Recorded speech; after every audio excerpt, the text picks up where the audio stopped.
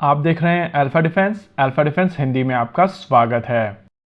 आज के इस वीडियो में हम लोग बात करने वाले हैं अस्त्रा मार्क 3 के बारे में, साथ ही समझने वाले हैं DRDO द्वारा किए गए एक टेस्ट के बारे में, जहां पर कहा जा सकता है कि इसी मिसाइल सिस्टम को टेस्ट किया गया है ग्राउंड बेस्ड लॉन्चर से।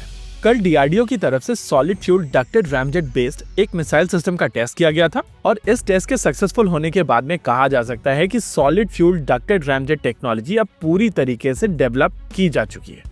देखिए, ऐसा नहीं है कि भारत में रैमजेट के ऊपर पहले काम नहीं हुआ है। ब्रह्मोस के साथ में रैमजेट ऑलरेडी ऑपरेशनल है। साथ ही साथ Akash surface to air missile system में भी रैमजेट का प्रयोग किया जाता है। ब्रह्मोस के केस में लिक्विड फ्यूल का प्रयोग किया जाता है, इस वजह से वो प्रोपल्शन थोड़ा डिफरेंट है, लेकिन Akash surface to air missile system में सॉलिड फ्यूल का प्रयोग किया जाता है। इस वजह से आप कह सकते हैं कि ये प्रोपल्शन सिस्टम काफी सिमिलर है। हालांकि इन रियलिटी ये प्रोपल्शन सिस्टम भी काफी डिफरेंट है और कहीं ना कहीं यही कारण था कि यहाँ पर एक पूरी तरीके से नए प्रोपल्शन सिस्टम का प्रयोग किया गया था, जो आकाश की तुलना में ज्यादा एफिशिएंट है, ज्यादा देर तक कंबशन सस्टेन कर सकता है और आकाश के प्रोपल्शन सिस्टम की तरह बल्कि भी नहीं है। आमतौर पर DRDO को किसी भी मिसाइल सिस्टम को बनाने में लगभग 2 से 3 साल का समय लगता है, लेकिन अगर solid fuel ducted ramjet technology की बात की जाए तो इसके ऊपर काम DRDO की तरफ से थोड़ा और पहले शुरू किया गया था और इसका पहला टेस्ट साल 2018 में किया गया था। इकोनॉमिक टाइम्स की रिपोर्ट के हिसाब से ये टेस्ट पूरी तरीके से सक्सेसफुल नहीं हुआ था और बूस्टर इग्नाइट होने के बाद में रैमजेट इग्नाइट नहीं हो पाया था। इस चीज को समझने के लिए एक मोमेंट के लिए पॉज कीजिए और रैमजेट के ऑपरेटिंग प्रिंसिपल को समझ लीजिए। देखिए, रैमजेट इंजन्स में बहुत ज्यादा मूविंग पार्ट्स नहीं होते हैं और यहाँ पर ना ही किसी भी तरीके का फैन होता है, ना ही किसी तरीके का कंप्रेसर होता है और ना ही किसी तरीके की टर्बाइंस होती हैं। प्रैक्टिकली ये एक सिंपल इंजन होता है जिसमें इनलेट होता है, फ्यूल इंजेक्टर्स होते हैं, फ्लेम को होल्ड करने के लिए फ्लेम होल्डर होता है और एक नोजल होता है। इस इंजन को स्टार्ट करने के लिए पहले इस इंजन को एक स्पेसिफिक स्पीड तक ले जाना होता है, जिससे काफी तेजी से इसके अंदर हवा जाने लगे। एक बार इसके अंदर हवा काफी तेजी से जाने लगती है तो फ्यूल इंजेक्टर्स हवा के साथ में फ्यूल को मिक्स कर देता है, फ्लेम होल्डर की मदद से वहां पर कंबशन होती है और नोजल से ये गर्म हवा बाहर निकल जाती है, जिसके चलते ये इंजन और ज्यादा तेजी से मूव करता है और ओवरऑल पूरा का पूरा सिस्टम मूव करता है।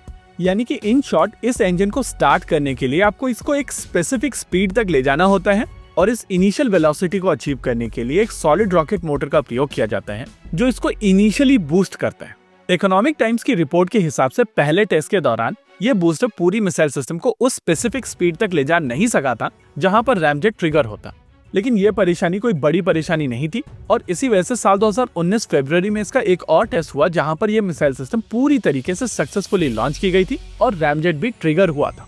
साल 2021 में इसका एक और टेस्ट किया गया था, फिर 22 में इसका एक और सक्सेसफुल टेस्ट हुआ था और इस टेस्ट के बाद में इसके प्रोपल्शन सिस्टम को पूरी तरीके से सक्सेसफुल मान लिया गया था। हालांकि इस पॉइंट ऑफ टाइम तक इस मिसाइल सिस्टम का प्रोपल्शन सिस्टम ही टेस्ट हुआ था और वही वैलिडेट हुआ था।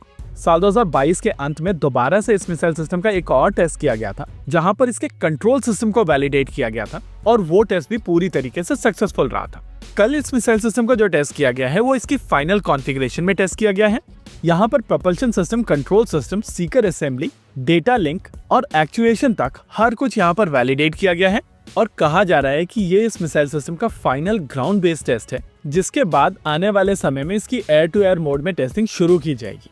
वैसे आप में से बहुत सारे लोग इस मिसाइल सिस्टम की रेंज को लेकर क्वेश्चन पूछ रहे थे और मैं आपको बता देता हूं कि इस मिसाइल सिस्टम की रेंज लगभग 350 किलोमीटर की होने वाली है और रेंज वाले पैरामीटर में ये मीटियोर को आउटक्लास करेगी।